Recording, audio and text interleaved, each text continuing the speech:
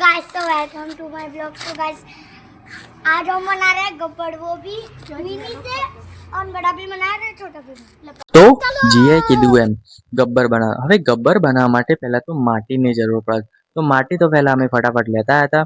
હવે એના જે મોટા મોટા ઢેફા હતા એને એકદમ ક્રશ કરી દીધા અને એમાં થોડું પાણી નાખીને એનો માલ બનાવવાનો શરૂ કરી દીધો. જે માલ રેડી થઈને જતો હતો પ્રિયા ભાભી જોડે, જે ગબ્બરને રેડી કરતા હતા એ માલથી.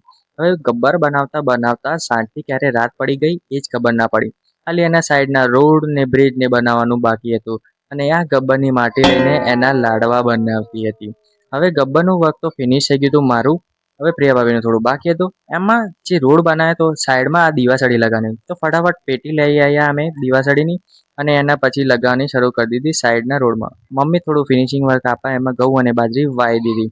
હવે ગબ્બર બનાવવાનું તો પતી ગયું હતું અને એનું ડેકોરેશન બાકી હતું, જે મળીએ પાર્ટ 2 માં.